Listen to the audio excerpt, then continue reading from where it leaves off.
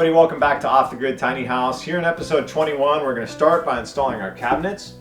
And once that's in, we can install our underlayment for the flooring and then our laminate flooring on top of that. And we'll finish off by putting in our countertops.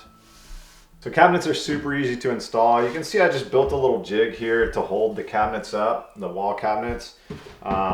It's really easy. Use some scrap wood.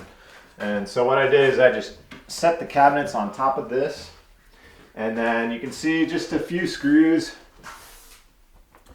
through the back. These will get covered up by the shelves. You can see I tried to place it right where the shelf will be, and so you shouldn't be able to see them. And then also right here, you can see each cabinet is attached to each other, and these are not very visible either.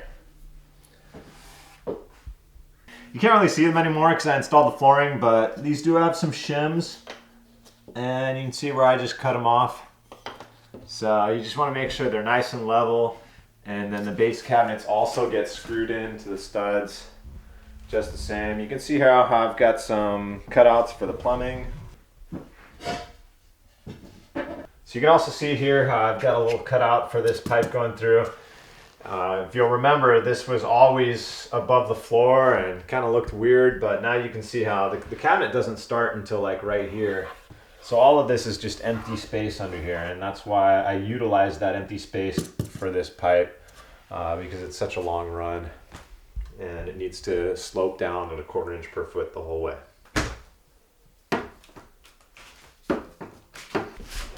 So first thing, we're just looking for our studs, and the cool thing about the house is everything lines up. The studs line up with the rafters, if you remember from our framing, and it's nice when you do that because all we have to do is look up here and we know that our stud is right here. So what we'll do is we'll take our drill, make sure this cabinet is tight. Yep, it is. Just take our drill, we'll kind of line it up with that line.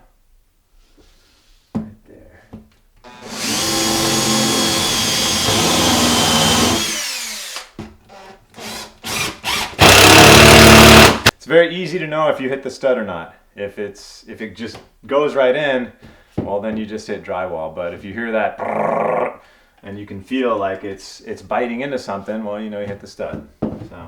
So we'll just repeat that a couple more times, just making a straight line down there along the stud.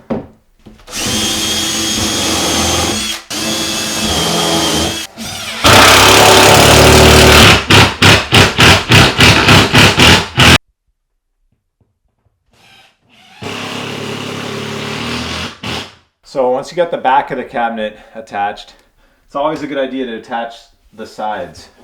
And normally the sides will line up. So you can see like right here, it's really easy. The sides line up and we just got a couple screws in there.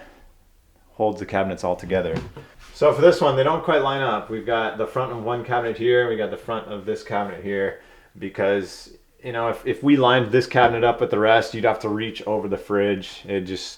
You wouldn't be able to store a lot of stuff in there. So we did it like this, make things a little, since storage is at a premium, this way we can store more stuff. What that means is we need to screw in right at this point because we want to screw into this frame right here. So there's a lot of strength right here. We'll just measure back from the front. It's exactly 12 inches. So we'll measure back from the front here.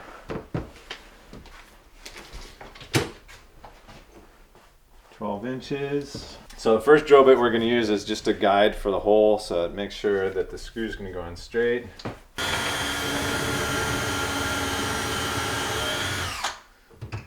Okay, then we'll get a little bit larger drill bit, and that way the screw sets in. It's called countersinking. And last we'll put the screw in. Definitely don't want to forget about outlets that are inside cabinets. This one is for our range hood, which hasn't arrived yet, but it'll go right here. So if you're wondering why this cabinet's a little lower, it's because our range hood will go right here. And there'll be a hole cut out, and it'll attach to our range vent up there, and it'll plug into our little outlet right here.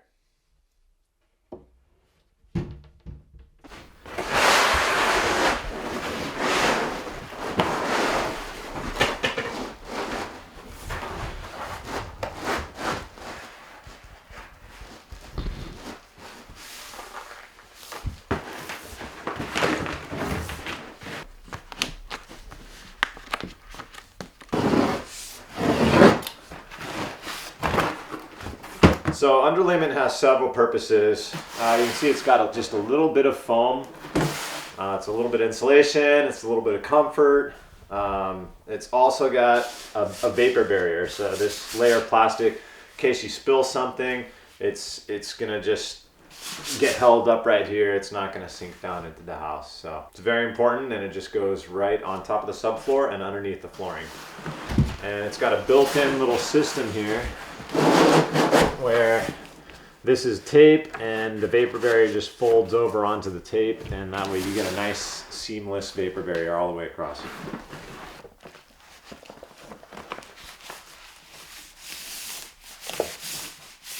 Easier for you.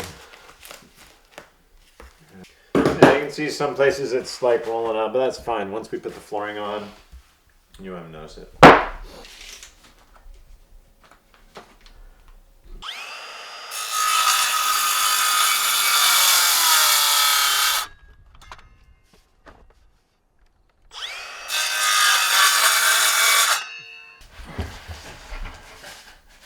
Nice. So you want to leave a little bit of room to expand. You'll notice I'm never going all the way up to the edge. You can see I've got a little bit of distance here, a little bit of distance around here. Wood, we've talked about this before, but as wood heats and cools, it'll expand and contract as it becomes more moist in the house, less moist, etc. So, but to install it's super easy. It just kind of clips together.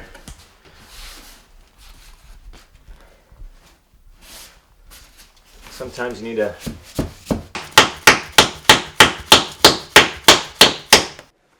one goes on the end. So first thing was to piece together the 4 different pieces of butcher block. So we have one here. You can see I tried to make the joints on the cutouts, because that way you're never going to see this part. This gets cut out and our sink is going to go in here. So it's a good place to kind of hide your cutouts. That way I only have to make this area look really good, get it really tight and sanded in this area, and don't need to worry about how good the 2 blocks were connected in the middle here, because it's cut out.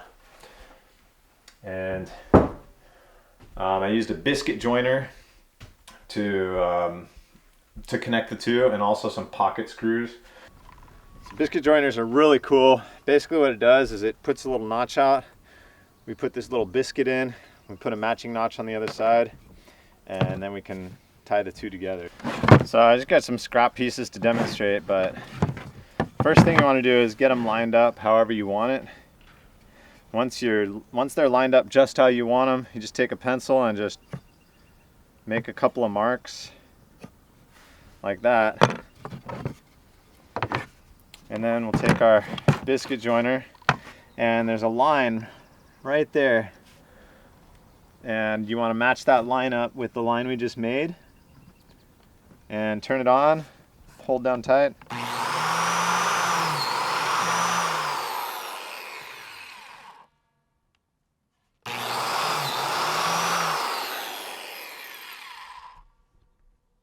When we do the matching one. That's so cool.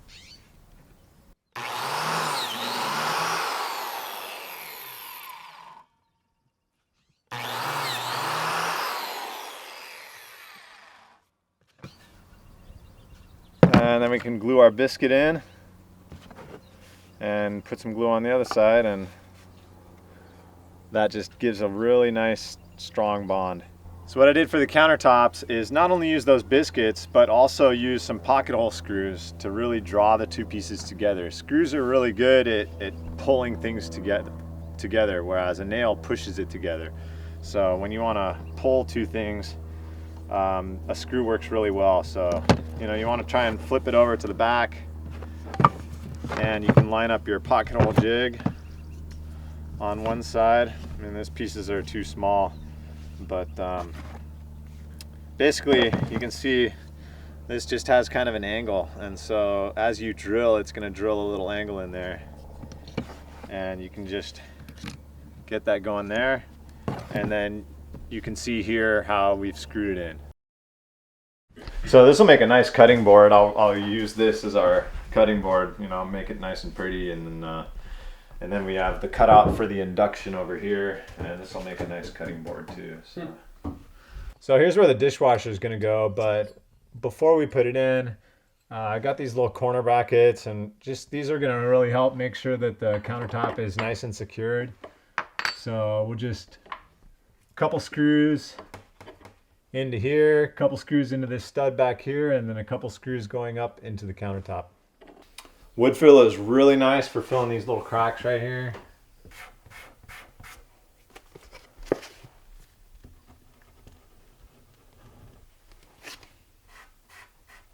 Okay, so we'll let that dry for just a minute, and then we can sand off.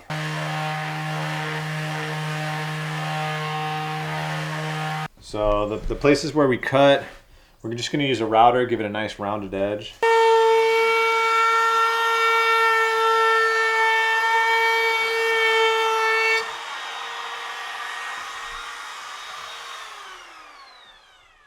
So we got our cabinets installed, put in our flooring, got our countertops all done. Now you can see we've cut out for our sink and our induction oven. And our next episode is going to be installing the plumbing. So we'll take care of all the plumbing under the sink for our shower, toilet, and all of our plumbing appliances. We're going to hook them all up in that next episode.